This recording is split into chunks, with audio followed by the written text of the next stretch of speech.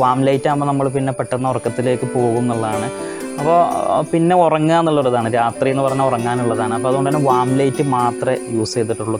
നമുക്ക് താമസിക്കാൻ, റിലാക്സ് ആയിട്ട് താമസിക്കാൻ ഒരു വീട് ചെയ്യുക. അതല്ലാതെ ഒരു കള്ളൻ ചിലപ്പോൾ ഒരു വീട്ടിലൊരു ലൈഫ് ടൈമിൽ ഒന്നേ വരുള്ളൂ, അല്ലെങ്കിൽ 2 പ്രാവശ്യമേ വരുള്ളൂ. അപ്പോൾ ഒരു പ്രാവശ്യമോ 2 പ്രാവശ്യമോ വരുന്ന ഒരാൾക്ക് വേണ്ടിയിട്ടൊരു വീടിൻ്റെ സ്ട്രക്ചറിൽ പ്രത്യേകിച്ചൊരു മാറ്റവും വരുത്തണ്ട എന്നുള്ളതാണ് അദ്ദേഹം പറഞ്ഞത്. അപ്പോൾ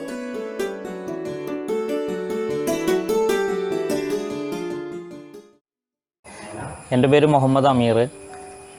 ഞങ്ങൾ മലപ്പുറം ജില്ലയിൽ ഇരുമ്പൊഴി എന്ന് പറഞ്ഞ സ്ഥലത്താണ് ഞാൻ താമസിക്കുന്നത്.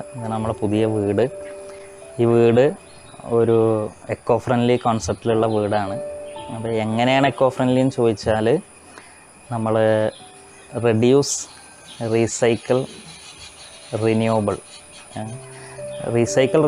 റെഡ്യൂസ്, അങ്ങനെ ഈ 3 കോൺസെപ്റ്റിൽ ഒരു എക്കോ ഫ്രണ്ട്ലി ആണെന്ന് പറയാം. കാരണം നമ്മൾ ഇപ്പോഴത്തെ ഒരു എൻവയോൺമെൻറ്റൽ ഇഷ്യൂസ് എല്ലാം കൺസിഡർ ചെയ്തുകൊണ്ട് നമ്മളൊരു കൺസ്ട്രക്ഷനിലേക്ക് പോകുമ്പോൾ നമ്മൾ ഉപയോഗിക്കുന്ന മെറ്റീരിയൽസ് അത് റീയൂസ് ചെയ്യാൻ പറ്റുന്ന മെറ്റീരിയൽസ് ആയിരിക്കണം എന്നുള്ളതാണ് നമ്മൾ UN അടക്കമുള്ള ലോകത്തെ എൻവയോൺമെൻറ്റലിസ്റ്റുകളെല്ലാം പറയുന്നത്. കാരണം ഭൂമിക്ക് അത്രയും ദോഷം ചെയ്യുന്നതാണ് നമ്മൾ ഉപയോഗിക്കുന്ന പല മെറ്റീരിയൽസും. അപ്പോൾ അതാണ് നമ്മൾ ഉപയോഗിക്കുന്ന മെറ്റീരിയൽസ് റീയൂസ് ചെയ്യാൻ പറ്റണം പരമാവധി. രണ്ടാമത്തത്, ഇനി അത് അങ്ങനെ തന്നെ റീയൂസ് ചെയ്യാൻ പറ്റിയില്ലെങ്കിലും അത് ഏതെങ്കിലും ഒരു പ്രോസസ്സിലൂടെ റിന്യൂവബിൾ ചെയ്തിട്ട് യൂസ് ചെയ്യാൻ പറ്റുന്നതായിരിക്കണം. മൂന്നാമത്തത്, ഇനി ഇത് രണ്ടും കഴിഞ്ഞാലും ഈ വീട്ടിൽ നിന്നുള്ള വേസ്റ്റ് പരമാവധി കുറച്ചുകൊണ്ടുള്ളതായിരിക്കണം നമ്മൾ ഉപയോഗിക്കുന്ന മെറ്റീരിയൽസും കൺസ്ട്രക്ഷനും എന്നുള്ളതാണ്. അതാണ് ഈ റെഡ്യൂസ്, റീയൂസ്, റിന്യൂവബിൾ എന്നുള്ള രൂപത്തിലുള്ള ഒരു എക്കോ ഫ്രണ്ട്ലി കോൺസെപ്റ്റ്. അപ്പോൾ ആ ഒരു ഫാക്ടേഴ്സിനെ കൺസിഡർ ചെയ്തുകൊണ്ടാണ് നമ്മൾ ഈ വീട് കൺസ്ട്രക്റ്റ് ചെയ്തിട്ടുള്ളത്. രണ്ടാമത്തത്, ഭൂമിയുടെ ഘടനയെ മാറ്റം വരുത്താത്ത രൂപത്തിലുള്ള കൺസ്ട്രക്ഷൻ. നമ്മളുടെ ഈ പ്ലോട്ട് എന്ന് പറഞ്ഞാൽ ഒരു സ്ലോപ്പാണ്, ഒരു കുന്നിൻ്റെ സ്ലോപ്പാണ്. അപ്പോൾ ആ സ്ലോപ്പിനെ നമ്മൾ ഇങ്ങനെ ഒരു ഫ്ലാറ്റായിട്ടുള്ള പ്ലോട്ടൊന്നും ആക്കാതെ ആ സ്ലോപ്പിന് ഭൂമിയുടെ ഘടനയെ നിലനിർത്തിക്കൊണ്ട് തന്നെ ചെയ്ത കൺസ്ട്രക്ഷനാണ്. അപ്പോൾ നമ്മളിതിൽ പ്രധാനമായിട്ടും ഇത്തരം ഒരു വീട് കൺസ്ട്രക്റ്റ് ചെയ്യുന്നതിൻ്റെ പിന്നിലുണ്ടായ ഒരു ലക്ഷ്യം എന്ന് പറയുന്നത് എൻവയോൺമെൻ്റലി ഭൂമിക്ക് നൽകാവുന്നൊരു സംഭാവനയായിട്ടാണ് നമ്മളത് കാണുന്നത്. ഭൂമിയെ ചൂഷണം ചെയ്യാതിരിക്കുക എന്നുള്ളതാണ്. എൻവയോൺമെൻ്റലി ഭൂമിയെ എക്സ്പ്ലോയിറ്റ് ചെയ്യാതിരിക്കുക എന്നുള്ളതാണ്. അപ്പോൾ നമ്മളിതിന് ഇന്ന് നമുക്ക് ഏറ്റവും കൂടുതൽ ദോഷം ഉണ്ടാക്കുന്നത് കോറികളാണ്. അത് ഈ ചെങ്കൽ കോറികൾ, അതുപോലെ തന്നെ ഈ പാറയുടെ കോറികളൊക്കെ. അപ്പോൾ അത്തരം മെറ്റീരിയൽസ് ഉപയോഗിക്കാതിരിക്കുക. ഈ പറഞ്ഞ പോലെ ഭൂമിയുടെ ഘടനയ്ക്ക് മാറ്റം വരാതിരിക്കുക. ഉപയോഗിക്കുന്ന മെറ്റീരിയൽസ് തന്നെ റീയൂസ് ചെയ്യാൻ പറ്റുന്നതും റിന്യൂവബിൾ ചെയ്യാൻ പറ്റുന്നതും വേസ്റ്റ് വളരെ കുറച്ചുകൊണ്ടുള്ളതും ആയിരിക്കുക എന്നുള്ളതാണ്. അപ്പോൾ അതാണ് ഇതിൻ്റെ ഒരു ബേസിക് കൺസെപ്റ്റ്. അപ്പോൾ അങ്ങനെ അന്വേഷിച്ചപ്പോഴാണ് ബ്രിക്സ് വെച്ചിട്ട്, ഹുരിഡീസ് വെച്ചിട്ടുള്ളൊരു മോഡൽ ഇവിടെ നടക്കുന്നുണ്ട് എന്ന് പറഞ്ഞാൽ, അങ്ങനെയാണ് വാജിദ് റഹ്മാൻ എന്നുള്ള ആർക്കിടെക്റ്റുമായിട്ട് മീറ്റ് ചെയ്യുന്നത്. അപ്പോൾ നമ്മൾ അതുവരെ അന്വേഷിച്ചതിൽ ഏറ്റവും കംഫർട്ടായിട്ട്, കൺവീൻസിങ് ആയിട്ട് തോന്നിയ ഒരു മോഡലായിരുന്നു ഇത്. അപ്പോൾ ഇതിൻ്റെ ഒരു കൺസ്ട്രക്ഷൻ എങ്ങനെയാണെന്ന് വെച്ചാൽ, ഇതിൽ മെയിനായിട്ട് ഉപയോഗിച്ചിരിക്കുന്നത് സ്റ്റീലാണ്. അപ്പോൾ GI പൈപ്പുകളാണ് സ്റ്റീലിന്. അപ്പോൾ ഈ സ്റ്റീലിൻ്റെ സ്ട്രക്ചറിൽ ഹുരിഡീസ്, അതായത് ഈ പൊറോട്ടോം ബ്രിക്സ് എന്ന് പറയും, ഹോളോ ആയിട്ടുള്ള മണ്ണിൻ്റെ ബ്ലോക്കുകളാണ്. അപ്പോൾ ഈ സ്റ്റീൽ സ്ട്രക്ചറിൽ ചെയ്തിട്ടുള്ള സാധനം. അപ്പോൾ ഇതിന് 4x4 ഇഞ്ചിൻ്റെ GI പൈപ്പാണ് ഇതിൻ്റെ മെയിൻ ഫില്ലറായിട്ട് വരുന്നത്. അത് ഒരു 26 അങ്ങനത്തെ ഫില്ലറിലാണ് ഈ വീട് പൊക്കിയിട്ടുള്ളത്. അപ്പോൾ ഇങ്ങനെ സ്ലോപ്പായിട്ടുള്ള വീടാണ്. അപ്പോൾ നമ്മൾ അതിൻ്റെ ഫില്ലർ പൊക്കുമ്പോൾ അടിഭാഗത്ത് നല്ല സ്പേസ് ഉണ്ടാവും വീടിന്. അപ്പോൾ അതിങ്ങനെ എന്നിട്ട് ഫ്ലാറ്റിൽ ഒരു ഇത് കൊടുത്തിട്ട് ഡെക്കൻ ഷീറ്റാണ് കൊടുത്തിട്ടുള്ളത്. അപ്പോൾ GI പൈപ്പ് കൊടുത്ത് അതിമേ ബീമായിട്ട് MS-ൻ്റെ സ്റ്റീൽ കൊടുത്തിട്ട് അതിൻ്റെ മേലെ ഡെക്കൻ ഷീറ്റ് ഇട്ടിട്ട് ഒരു 1.5 ഇഞ്ച് കോൺക്രീറ്റ് ചെയ്തിട്ട് അതിൻ്റെ മേലെ ടൈലിട്ടേക്കാണ് ചെയ്യുന്നത്. എന്നിട്ട് അതിൻ്റെ മുകളിലേക്ക് നമ്മൾ ഈ സ്റ്റീലിൻ്റെ ചാനൽ വെച്ചിട്ട് അതിൽ ഈ ഹോളോ ബ്രിക്സ് ഇങ്ങനെ ഇറക്കി വെച്ചിട്ട് ഇത് ടൈറ്റ് ചെയ്യാൻ. അവിടെ ഒരു ഇൻ്റർലോക്കിങ്ങോ അതല്ലെങ്കിൽ സിമെൻറ്റോ പശയോ ഒന്നും ഉപയോഗിക്കാതെ സ്റ്റീലിൻ്റെ സ്ട്രക്ചറിൽ വെച്ചിട്ട് ജസ്റ്റ് ലോക്ക് ചെയ്ത് ടൈറ്റ് ആക്കുന്ന രൂപമാണ്. അപ്പോൾ നമുക്ക് ഇതേപോലെ നമുക്കിങ്ങനെ ലൂസാക്കിയിട്ട് ഊരിയെടുക്കുകയും ചെയ്യാം, എങ്ങനെ ആൾട്ടർ ചെയ്യാം ഒക്കെ ചെയ്യാം. അപ്പോൾ ഇതിലുള്ള ഇതിലൊരു 5% കോൺക്രീറ്റ് ഉപയോഗിച്ചിട്ടുണ്ടാവുള്ളൂ. ബാക്കി 95% മെറ്റീരിയൽസും ഞാൻ നേരത്തെ പറഞ്ഞ പോലെ നമുക്ക് റീയൂസബിളാണ്, റിന്യൂവബിളാണ്. പിന്നെ ഇതിൻ്റെ വേസ്റ്റ് കുറച്ച് വളരെ കുറഞ്ഞ ശതമാനം ഉണ്ടാവുകയുള്ളൂ എന്നുള്ളതാണ് ഇതിൻ്റെ ഒരു കൺസ്ട്രക്ഷൻ്റെ ആകെ തുകയായിട്ട് പറയാനുള്ളത്.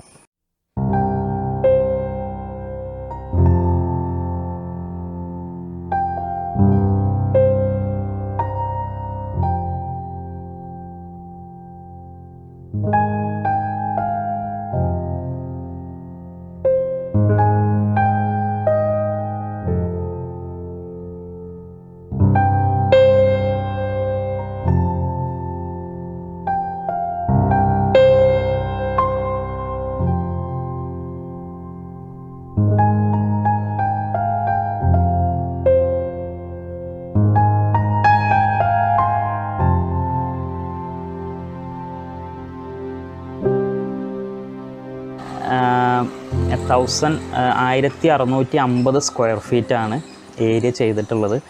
അതിൽ തന്നെ ഓപ്പൺ കിച്ചണാണ്. അപ്പോൾ നമ്മൾ ഇപ്പോൾ ഈ ഒരു സിറ്റിംഗ് റൂമിൽ നിന്ന് അകത്തേക്ക് ലിവിങ് റൂമിലേക്ക് കിടക്കുമ്പോൾ അതൊരു living cum dining cum kitchen എന്നുള്ള രൂപത്തിൽ ഒരു ഒറ്റ ഹോളാണ്. അപ്പോൾ അത് അങ്ങനെ ചെയ്യുമ്പോൾ എന്താണെന്ന് വെച്ചാൽ ഭയങ്കര സ്പേഷ്യസ് ആയിട്ട് ഫീൽ ചെയ്യും. അപ്പോൾ ആ സ്പേഷ്യസ് ഫീൽ ചെയ്യാനുള്ള ഘടകം എല്ലായിടത്തും കൊടുത്തിട്ടുണ്ട്. അപ്പോൾ ഇതിൻ്റെ ഫ്ലോറിൽ ടൈല് 1:1 1/1 ആണ്. അതായത് 1 സ്ക്വയർ ഫീറ്റ് ടൈലാണ്. അപ്പോൾ ആ ചെറിയ ടൈലിടുമ്പോൾ അതും നമുക്ക് സ്പേഷ്യസ് ഫീൽ ചെയ്യും എന്നുള്ളതാണ്. പിന്നെ ഈ പറഞ്ഞ പോലെ നമ്മൾ കിച്ചണും ലിവിങ് റൂം ഡൈനിങ് തമ്മിലുള്ളൊരു വാൾ സെപ്പറേഷനൊന്നും വരാത്തത് കൊണ്ട് തന്നെ അവിടെ നമുക്ക് നല്ല സ്പേഷ്യസ് ഫീൽ ചെയ്യും. പിന്നെ ഇതിൻ്റെ ഹൈറ്റ് നമ്മൾ ഡബിൾ ഹൈറ്റാണ് കൊടുത്തിട്ടുള്ളത് അകത്ത്. അപ്പോൾ ഇതെല്ലാം കൂടി നോക്കുമ്പോൾ നല്ലൊരു വൈബ്, നല്ലൊരു ഫീല് കിട്ടും. നല്ല സ്പേഷ്യസ് ആണ്, നല്ലൊരു ഫീല് കിട്ടും, ഒരു റിലാക്സിങ് ഫീലാണ്.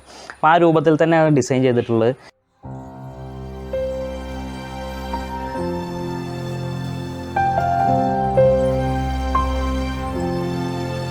പിന്നെ അകത്തൊരു കോർട്ട്യാർഡ്, അതൊരു കുറച്ചൊരു തിക്ക് ഗ്രീനായിട്ട് ഒരു തിക്ക് ഫോറസ്റ്റ് പോലെ വരുത്തുന്ന രൂപത്തിൽ ചെറിയൊരു ചെയ്താൽ ഇനി വളരാനുണ്ട്. അപ്പോൾ അത് വരുമ്പോൾ നമുക്ക് ഇപ്പോൾ ചിലപ്പോഴെങ്കിലും നമുക്ക് ഒരു കിച്ചൺ ഇതിൻ്റെ ഒരു സെപ്പറേഷൻ വേണ്ടി വരും. ആ ഒരു നാച്ചുറൽ സെപ്പറേഷൻ മതി എന്നുള്ള നിലക്കാണ് അവിടെ അങ്ങനെ ചെയ്തിട്ടുള്ളത്. പിന്നെ ഇപ്പോൾ മറ്റൊന്ന്, ഇപ്പോൾ നമ്മൾ ഒരു വീട്ടിൽ എങ്ങനെയായാലും അടുക്കളയിൽ വർക്ക് ചെയ്യേണ്ട ആൾ ഉണ്ടാവും. അപ്പോൾ അടുക്കളയിൽ വർക്ക് ചെയ്യുന്ന ആളുകൾക്ക് അവരൊരിക്കലും ഒരു ലിവിങ് സ്പേസിൻ്റെ ഒരു കമ്മ്യൂണിക്കേഷനിൽ നിന്ന്, ഇൻട്രാക്ഷനിൽ നിന്ന്, അല്ലെങ്കിൽ അവിടുത്തെ ആക്ടിവിറ്റീസിൽ നിന്ന് വേറിട്ട് നിൽക്കുന്നില്ല എന്നുള്ളതാണ്. അപ്പോൾ അവരും ഇതിൽ ഇൻവോൾവാണ് ഏത് സമയത്തും. ഒരു ഓപ്പൺ കിച്ചൻ്റെ ഒരു ബെനിഫിറ്റായിട്ട് നമുക്ക് അങ്ങനെയും പറയാം. അപ്പോൾ അവർ കിച്ചണിൽ നിൽക്കുന്ന ആളുകളും ഈ ലിവിങ്ങിലെ ആക്ടിവിറ്റീസ് അല്ലെങ്കിൽ വീടിൻ്റെ മറ്റ് ഏരിയയിലുള്ള ആക്ടിവിറ്റീസുമായിട്ട് എപ്പോഴും കണക്റ്റഡ് ആണ് എന്നുള്ള ഒരു ബെനിഫിറ്റും കൂടി അതിൽ വരുന്നുണ്ട്.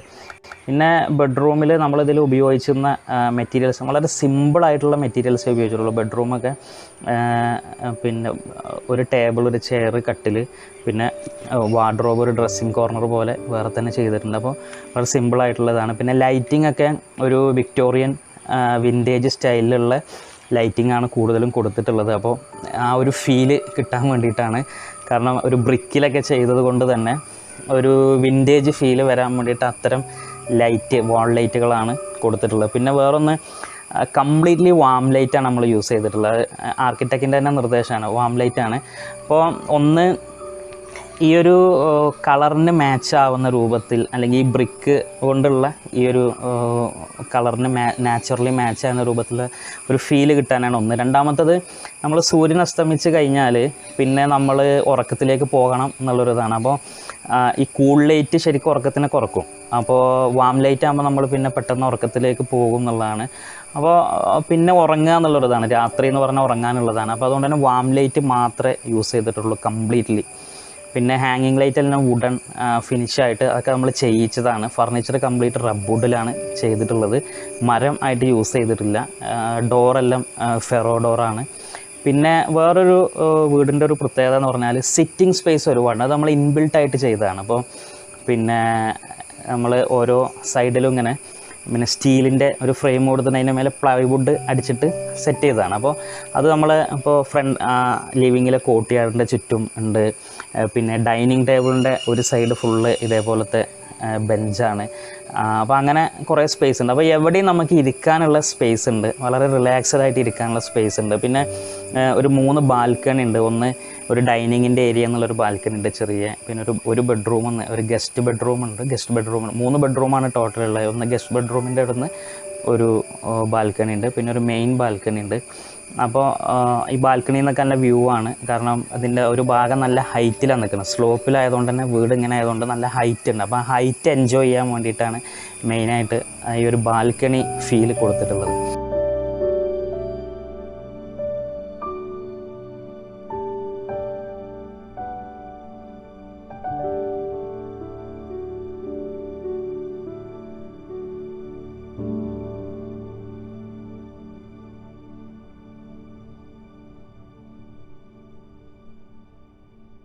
അപ്പോൾ അതിൽ 1650 സ്ക്വയർ ഫീറ്റിൽ നമുക്ക് ഇതിനൊരു സ്ട്രക്ചർ ആയിട്ട് നോക്കുമ്പോൾ ഫ്ലോറിങ് അടക്കം പ്ലംബിങ് ഇലക്ട്രിക്കൽ അടക്കമുള്ള ഒരു കോസ്റ്റ് വന്നിട്ടുള്ളത് 30 lakhs ആണ്. അതായത് സ്ക്വയർ ഫീറ്റിന് 1800 എന്ന രൂപത്തിൽ വന്നിട്ടുണ്ട്. അപ്പോൾ ഒരു എക്കോ ഫ്രണ്ട്ലി വീടെന്ന് പറഞ്ഞാൽ കോസ്റ്റ് കുറയില്ലേ എന്ന് എല്ലാവരും ചോദിക്കാറുണ്ട്. സത്യത്തിൽ എക്കോ ഫ്രണ്ട്ലി വീടിനെ കുറിച്ച് പഠിച്ചാൽ കോസ്റ്റ് കുറയൂല എന്നാണ് പറയാനുള്ളത്. കാരണം ആ രൂപത്തിൽ ചെയ്ത് വരുമ്പോൾ നോർമൽ കോസ്റ്റ് തന്നെ എന്തായാലും ആകും എന്നുള്ളതാണ്. അതിൻ്റെ ബെനിഫിറ്റ് എന്നുള്ളത് അത് പ്രകൃതിക്ക് ദോഷം വരുത്തുന്നില്ല, 2 മെറ്റീരിയൽസ് റീയൂസ് ചെയ്യാം എന്നുള്ളതാണ് അതിൻ്റെ ബെനിഫിറ്റ്. പിന്നെ ഇൻറ്റീരിയർ നമുക്കൊരു 8 lakhs rupees ഇൻറ്റീരിയർ, അതായത് മറ്റ് സാധനങ്ങൾ ലൈറ്റിങ്, ഫാന്, കാര്യങ്ങൾ, കബോർഡ്, കിച്ചൺ ഇൻറ്റീരിയർ എല്ലാം ഇട്ട് ഒരു 8 lakhs വന്നിട്ടുണ്ട്. ഫർണിച്ചർ എല്ലാം അടക്കം, ഡോറ്, വിൻഡോസ് ഒക്കെ അടക്കം ഒരു 8 lakhs അതും വന്നിട്ടുണ്ട്. ഇതാണ് അതിൻ്റെ ഒരു ടോട്ടൽ എക്സ്പെൻസ് എന്ന് പറയുന്നത്.